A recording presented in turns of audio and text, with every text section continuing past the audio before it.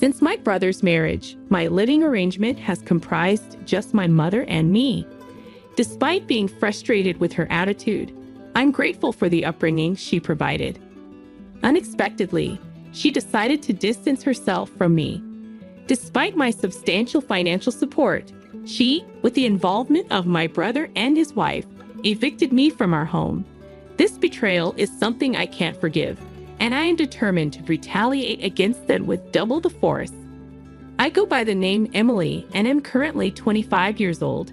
A few years back, my father passed away, and my brother Tom, who is a decade older, departed after tying the knot.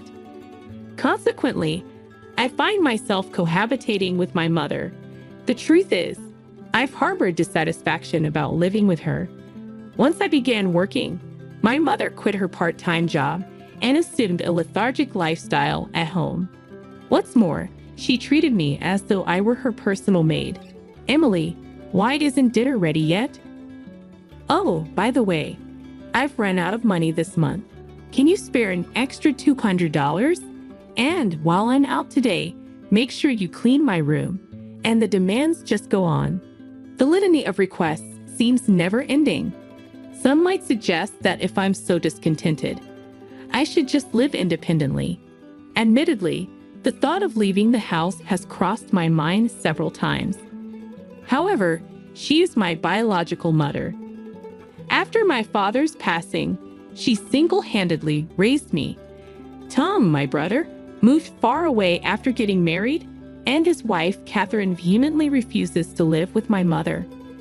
Consequently, relying on him is not a viable option. Given the circumstances, as her daughter, I've never entertained the idea of abandoning her. Yet, as a human being, regardless of the biological connection, there's a limit to what I can endure, and I find myself unable to tolerate everything. Today, involuntarily raised my voice at my mother. Mom, some money from my wallet is missing. Did you take it again? What a terrible accusation. I needed some money for clothes, so I borrowed it temporarily. Borrowed? You've never once repaid the money I've lent you. Please stop taking it without asking for permission. Do you even realize who you owe for your upbringing? It's all thanks to me. You're so frustrating. I acknowledge I owe you, Mom, but this isn't the way to repay the favor. Now that you're self-sufficient, it's only fair to take care of me. Don't complain about borrowing a few $100s. This happens every single time. Every time I confront my mother, she retorts with statements like, I'm the one who raised you, or do you realize who you owe for your upbringing? Leaving me without words. I understand that my mother worked hard to raise me, making it challenging to argue back. To be honest, I have a decent salary and money isn't an issue for me. Even if I handed my mother $2,000 every month, it wouldn't significantly impact my lifestyle. Nonetheless, I've always felt the need to establish boundaries and not let my mother take advantage indefinitely. One day, after wrapping up my work and returning home, I was surprised to find Tom and Catherine there. The last time we crossed paths was at my father's funeral, and we hadn't stayed in touch since then. Hey, Emily, it's been a while. You still have that gloomy aura around you, huh? My brother's insensitivity remained unchanged. He had a knack for looking down on me and poking fun since our childhood. Why are you here, Tom? Do I need a reason to visit my parents' house? We demolished our family home after Dad passed away, and I'm the one renting this apartment. Don't be so uptight. Our family is finally together after so long. As we exchanged words, Catherine interjected, Emily, you're as uptight as ever. With that kind of attitude, you'll never get married. Catherine, Tom's wife, would make such remarks without a hint of remorse. Her comment, much like Tom's behavior, was tactless. I've harbored a dislike for the two of them for quite some time. After having dinner alone, I retreated to my room. My mother, evidently delighted to see Tom after such a long time, kept chatting animatedly with a smile on her face. It appeared that the three of them occasionally indulged in gossip about me. Since that day, for some inexplicable reason, Tom and Catherine began making more frequent visits to my place. Another irksome aspect was their apparent disregard for the fact that this was my home. They seemed excessively at ease in my apartment. "Hey, Tom, what's going on? This is my place, you know. What about your job? You're so bothersome. What does it matter to you? I'm here because I'm concerned about Mom and I want to visit her often. You never reached out once since our father's funeral. It's none of your business. Come to think of it, I'm hungry. Cook something and do it quickly. What's with this guy? Seriously, this is my place, isn't it? Why are they lounging around as if they own the place? I'm in the mood for a delicious cake, Emily. Buy me one." Catherine's request prompts even my mother to join in. "You finish work today, right? So you have time.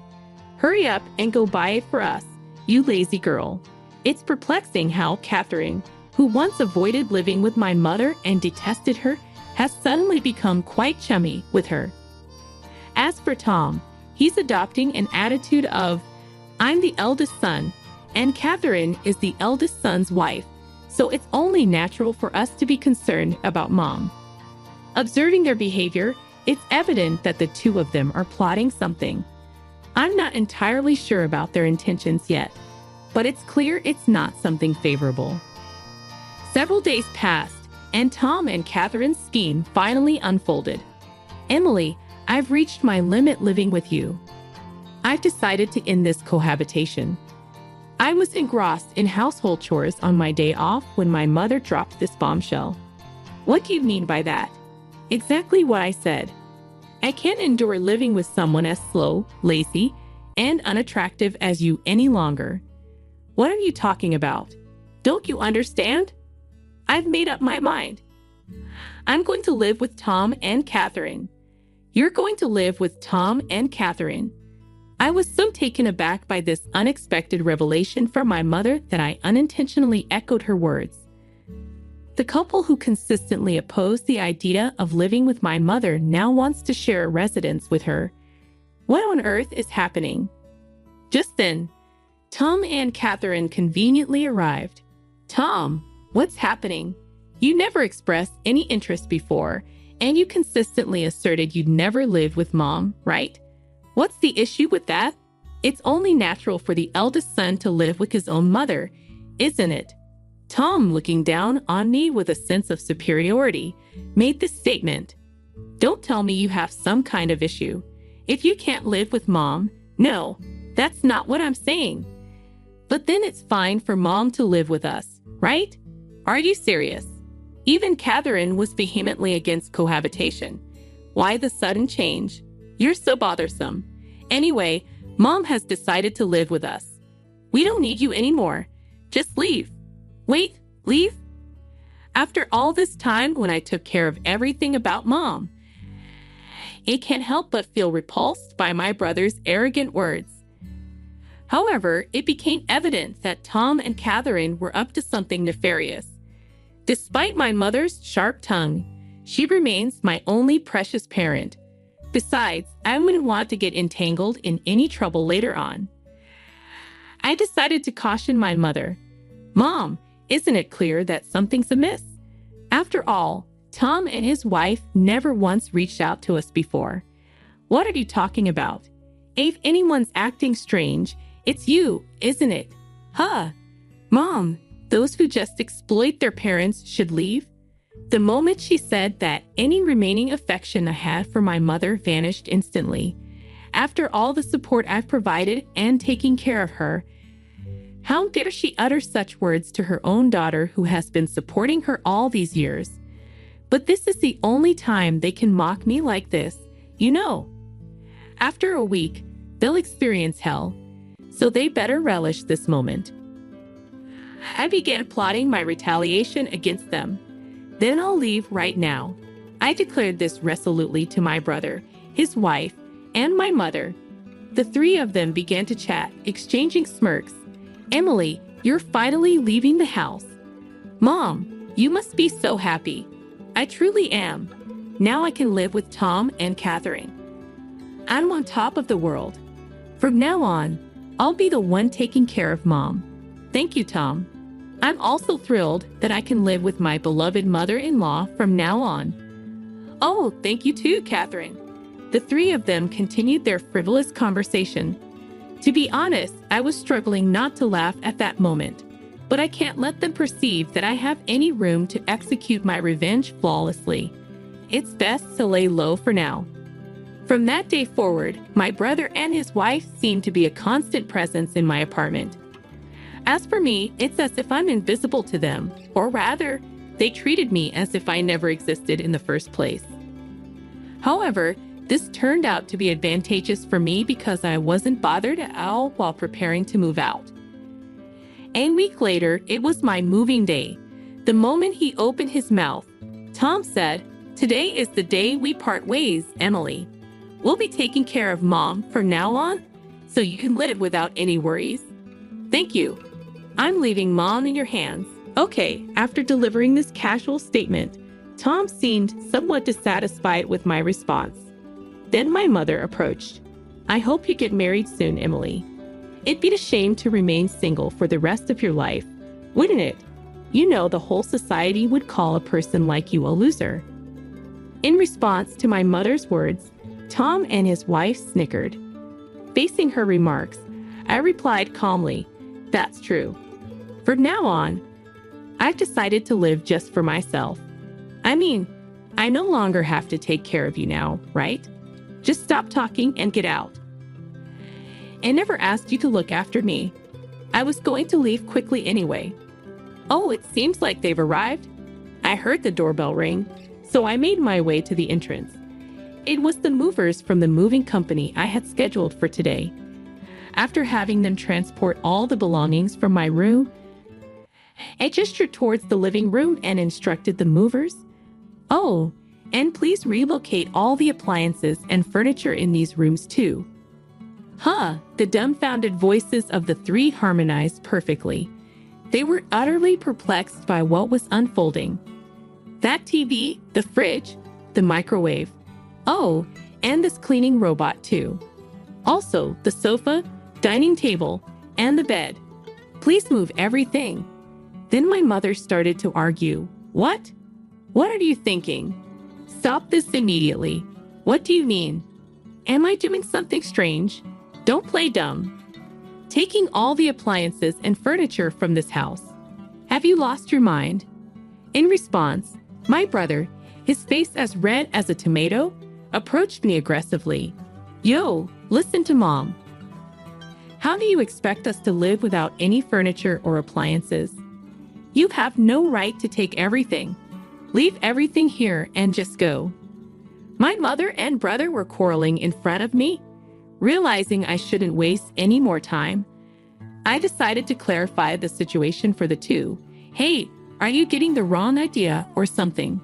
Everything in this apartment, including the apartment itself and all its appliances and furniture, belongs to me. You know this is Mom's place, right? Don't mess with me. All the furniture and appliances were bought using the inheritance from Dad, weren't they? As I had anticipated, he misunderstood and believed that my mother was financing everything in my apartment.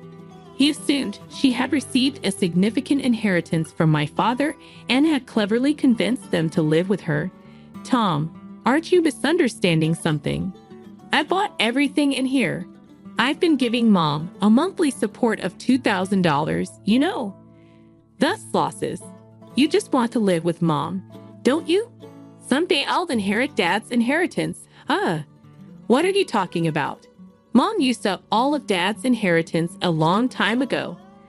Tom nervously glanced at our mother, who was looking down with a pale face.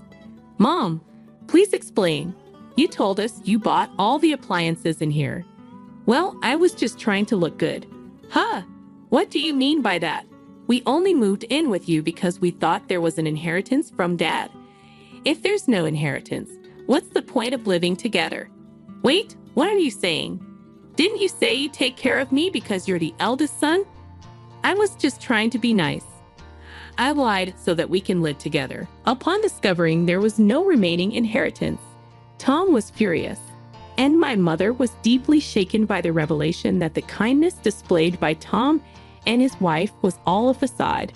What a dysfunctional family, huh? My mother should have been suspicious when Tom and his wife, who had been out of touch for a while, suddenly suggested living together. If Tom had kept in touch, he would have learned sooner that there was no inheritance left from Dad. As I cast cold glances at the two, Tom's wife seemed to have a solution and spoke up. "I've got it. It would be great if Emily could live with us again." To this, my mother and Tom both agreed. "That's right, Emily. You should live with us. After all, yes, Emily, I really do need you." Observing the sudden change in their attitude as they began speaking for their own convenience, I promptly dismissed them. "What are you even saying? Don't make me laugh. There's no way I'd live with deceitful people like you all. I've decided to live only for myself from now on. Whatever happens to you all, I couldn't care less. But why don't you all just happily ruin your lives together?" The three of them, completely drained of energy, sat down on the spot as if their knees had given away. All three had vacant eyes. Goodbye. Do your best as a family. With that, I closed the front door. In just another 2 weeks, the lease for the apartment would end because it's under my name. They'll probably be forced to leave when the lease is up. Well, it's none of my business anymore. About a week after successfully settling into my new place, as anticipated, I received a call from my mother seeking help. "Emily, please. I can't live properly like this. Come back. There's no way I'm returning. Why don't you have that foolish couple take care of you?" Actually, it seems they quit their jobs and moved here, thinking I still had your father's inheritance. They really are terrible people, aren't they? I don't feel inclined to help at all. I no longer need a couple who only cares about money. All I have is you, Emily. Mom, I'm busy. Can I hang up now, please? Emily, help me. I hung up before she could finish and blocked her number. The desire to assist my mother is long gone, especially not now. Rumors circulated that my mother and Tom's family were evicted from the apartment after that incident. They depleted all of Tom's savings to move into a rundown apartment. Apparently, my mother doesn't work, and she argues with Catherine almost every day. Tom is the sole breadwinner, toiling from dawn till dusk just to make ends meet. As for me, after distancing myself from my mother, I've managed to save more money and use it for my own needs. After all the sacrifices I've made in the past, aim to lead a life that brings me happiness from now on. I filed for divorce. A poor wife is useless after all. My husband shocked me with these words. Moreover, while I was away on a business trip, he not only filed for divorce but also married his lover. He said, "You married me for my wealth, right? I won't fall for that, so give up any claim to the property." As if I married him for his money. When I confronted my indifferent husband, who had always treated me with contempt since our marriage, he started to unravel and ultimately spiraled down to rock bottom. My name is Karen, and I'm 35 years old. My father passed away when I was in kindergarten, and since then my mother raised my sister and me by herself. I was grateful to my mother but always wished I had a father. I dreamed of living happily ever after with my husband, surrounded by children, though I never knew how many. Life on just my mother's earnings was far from wealthy, but we were happy as a family of 3. However, the poverty I grew up with never left me even after I started working and earning a decent salary. When I was single, my grocery shopping centered around discounted items, and I would stock up during sales if the items wouldn't go bad. Eating out was out of the question. I wouldn't even buy convenience store bunto. For drinks, I would bring tea in a thermos. Before I knew it, saving money had become a hobby. I married my husband John 4 years ago. We met through an acquaintance and hit it off. Unlike me, who grew up poor, John was wealthy from a young age, and our views on money and values were completely different. However, I was drawn to his kindness and the new world he showed me. We started dating soon after meeting, and as I was over 30 and eager to get married, we tied the knot in less than a year. We decided to move into my apartment, which was close to both our workplaces. It was a company-subsidized apartment, so the rent was quite cheap, one of the reasons we chose it as our new home. After marriage, I continued paying the rent, and John contributed to other living expenses. This was how our married life began. John had a somewhat traditional view of gender roles, believing women should quit their jobs and take care of the home after marriage while men should support women. I found these views of his cool and masculine at the time. Before our marriage, he suggested I become a homemaker, saying he would support me. He probably thought of me as a domestic woman, good at cooking and cleaning, which made me happy at that moment. However, I loved my job and had important responsibilities at work. I didn't hate household chores, but being a full-time homemaker wasn't an option for me. If I quit my job and became a homemaker, we would have to leave this apartment as it was company subsidized. Moving to a similar apartment would significantly increase our rent and moving costs. Honestly, John's salary wasn't that high. If we had children, our financial needs would increase, and I would inevitably need to keep working. Thinking about our situation, I decided to earn as much as I could while I could. Since I was paying the rent, I felt I needed to continue earning. I subtly brought up these points, including the need to move out of the apartment, in a conversation with John. This was probably the first time I contradicted his opinions. Hey, about you wanting me to be a homemaker, I'll take care of the house, but can I continue working until we have kids? I want to save as much money as we can for now. Are you saying my salary isn't enough? Or do you just want more money to spend? It's not like that. Kids are expensive, and I want to save up for that. I can even use my earnings for our living expenses. It's better to have more money, right? Right. Your annual income is $15,000, right? It's not much, just enough for the rent, but it's better than nothing. It's better than lounging around at home. Yes, but thank you. I'll keep working until we have kids. Of course, I'll take care of the house too. Though I felt uneasy about some parts, I managed to convince him to let me keep working. But in hindsight, this might have upset him. Balancing work and household chores was harder than I expected. My days were incredibly busy. I was a full-time employee, not part-time. I woke up early to prepare breakfast, lunchboxes for both of us, and to do some prep for dinner and tidy up the house when I got home. I prepared dinner, heated the bath, and did laundry after John went to sleep. Honestly, there was barely any time for us as a couple, and I began to wonder if this was really what a marriage should be like. On the other hand, Javanan, who acted like a traditional husband, did absolutely nothing at home.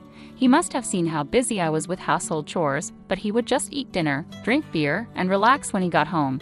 He'd bathe alone as soon as it was ready, then go to his room. I wished he would help out a bit, given how hard I was working, but I couldn't say anything, fearing he'd tell me to just quit my job. Despite his lack of help at home, I naively hoped he would change once we had kids. However, our relationship had grown distant, making the prospect of having children unlikely. I decided to discuss it with John. Hey, we should start thinking about having kids, right? Kids? You're quite energetic considering you're tired from work and chores. It's not about that. I want to have children. We haven't been married that long. Isn't it too early for kids? Maybe for you, but I'm already over 30. Women have a limited time to have children. It's getting harder to conceive as I get older. It's almost too late. Then we don't need kids. If we have one, you'll expect me to help, right? You know I'm busy with work. I won't help with child rearing. What? Declaring you won't help with child rearing even before they're born is strange, isn't it? I plan to raise them alone, but shouldn't you at least have the intention to help? It's your child too. Child rearing is your job. I'm working to support the family, so I definitely won't help with the kids. You'll just complain that I don't help and that you're doing it alone, making me the bad guy. You must have been indoctrinated with poverty and lots of kids since birth. We're not poor. We don't need kids. End of discussion. John abruptly ended the conversation and went to his room. Standing alone in the living room, I was overwhelmed by tears. Not only was my wish for children rejected, but also my upbringing was mocked. Following this incident, our relationship deteriorated rapidly, and we hardly spoke anymore. There were no children and barely any communication. Maybe it was time to consider divorce, yet a faint image of my once kind husband lingered in my mind, making me wish we could return to the happy couple we used to be. Since then, I tirelessly juggled work and home responsibilities. I was incredibly busy with various tasks. Eventually, I took on a significant project at work, which meant more business trips and further distance from John. One day, as usual, I told him about an upcoming business trip, but his reaction was unlike any other time. I'll be away on a business trip for about 10 days starting tomorrow. Please take care. Another trip? You're always working hard. Take care, even though you must be tired. He was unexpectedly kind, unlike his usual mocking self. He even said with a smile, "Wait for a big surprise when you get back." I had given up on him and was resolved to a decision internally. However, his smile shook my resolve. Our wedding anniversary was approaching, and I thought maybe he had a surprise for that. Despite everything, I hoped he might have changed his heart. I even considered rethinking my stance if he had truly changed. However, my faint hope was shattered by a major incident. When I returned home 10 days later, I faced the first surprise. The front door wouldn't open. The key didn't fit. As I struggled, John spoke from inside. "Karen, right? Surprised. This is the first surprise. I changed the locks so your key won't work anymore." "What do you mean? Why doesn't my key work?" "Open the door." "Why would I let a stranger into my house?" "I changed the locks, and for your information, we're divorced." That's the second surprise. A poor wife is useless. Divorce. I never signed any papers. How could you even do this? I just forged your signature. I submitted it with a friend's name as a witness, so you're a stranger now. Got it. Understood. Then we need to discuss property division, right? Right? Property division. I had a document for you to sign. I'll let you in this one last time. John finally opened the door. Inside, there was a document for me to sign, waiving my rights to property division. I thought you'd say, give me property division if you want a divorce. Poor people like you probably saw me as rich. You married me for my wealth, right? I won't fall for that, so waive your rights to the property. What? I never even thought about property division. I hadn't even considered divorce. So you'll also waive your rights to property division, right? How much property do you think a poor person like you has? A few thousand in savings at most. I don't need that. I have more assets, so if anyone is doing the dividing, it would be me giving money to you, not the other way around. Don't you get it? Is that so? Well, that doesn't matter. Let's change the document to reflect mutual renunciation of property rights and make it a public document. I retorted stubbornly. Afterward, John redid the document on his computer, deciding to make it a public document. However, it would be some time before we could submit it. I decided to pack my things and leave the house for the moment. As I was leaving, he scorned me until the end. You are poor. I thought about throwing away your belongings while you were on your trip, but you barely had anything. Always wearing the same clothes, typical of the poor. The reason my belongings were few at that time was deliberate, part of my plan. The only unexpected thing was John changing the locks without my knowledge. A few days later, as expected, a panicked John called me. "Karen, what have you done?" "What do you mean? I haven't done anything." "Why are you panicking?" "I have a lot of questions. First, I was told to leave the apartment." "Oh, you were still living there. That's not allowed. It's a new month. You're trespassing." "Trespassing?" "But it's my house. Are you okay? Did you forget that was a company apartment I rented? I was the leaseholder, so naturally, you can't live there anymore." "That's ridiculous. How could you do this?" "I can't believe you didn't know. I'm not the one who should be accused of doing things on my own. Didn't I tell you that you can't just change the locks of a rental apartment? It's my house. I can change the locks if I want. Didn't you listen? It was my leased apartment. Even if you were the leaseholder, the owner is the apartment manager. You can't change the locks without informing them." "Is that so? Also, I terminated the lease while you were away." "You terminated it so early? I was allowed to live there until this month. I was planning to return, but now you've unlawfully altered someone else's property, which could be considered criminal damage." "Wait, criminal damage? Is that why the police are at the front door now? I'm too scared to open it." I replied calmly, "So the police did come. Don't worry, it's probably not for trespassing or criminal damage. It's better to talk to them." "Why do you know about the police?" "Because I reported you for filing the divorce papers yourself. It seems like you've committed crimes like forgery and fraudulent use of a private document. Divorce papers can be filed by one person, but only with mutual agreement and personal signatures. Since you forged my signature and the witnesses, it's obvious that it's a crime." John seemed unaware of his guilt. I continued pressing further. "So the divorce papers you submitted are invalid, and your marriage with Susan can't happen either. How do you know about Susan?" "Did you think I knew nothing? I had a private detective agency thoroughly investigate your affair with Susan. It was a busy time at work, and coordinating with the agency was tough. Plus, you've even held a grand wedding ceremony while I was supposedly on a business trip." "Are you saying your business trip was a lie?" "Yes, I took leave from work despite being busy to do some research and prepare documents. I knew about you bringing Susan home. It would have been impossible to gather this evidence while working." After I revealed everything, John was speechless and seemed quite downcast, even over the phone. Then he pleaded with me. "Please don't tell Susan I'm divorced." "Why would I? There's no such fact to tell." "Really? Thank you. Are you misunderstanding something? When did you become divorced?"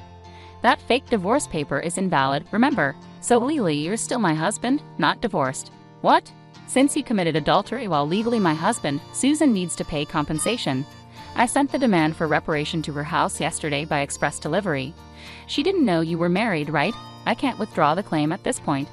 I already knew Susan believed John was single, but I deliberately sent the reparation demand anyway.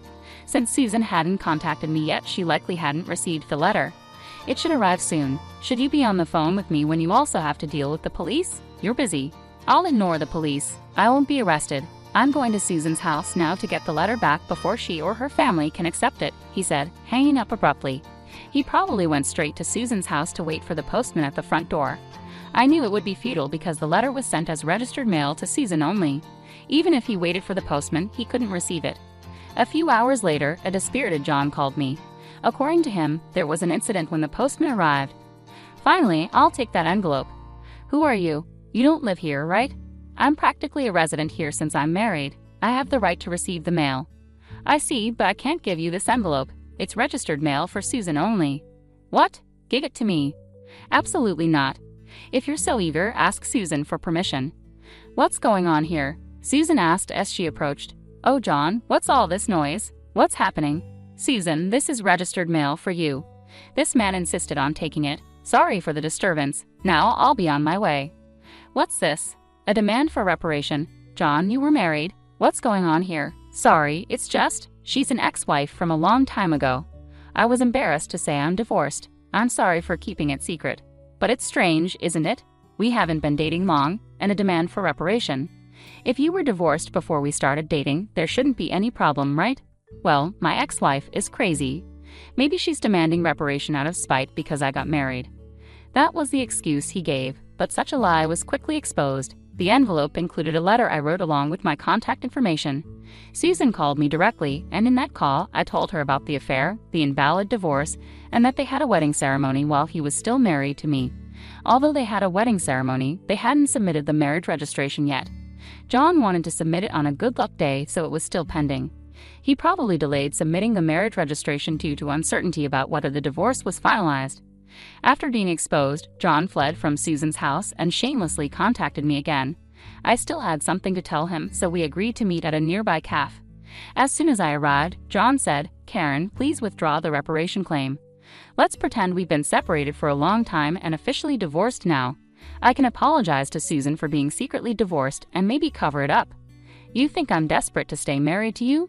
I was going to file for divorce anyway, but since you cheated, you'll pay reparation. Just trying to extort money from me, huh?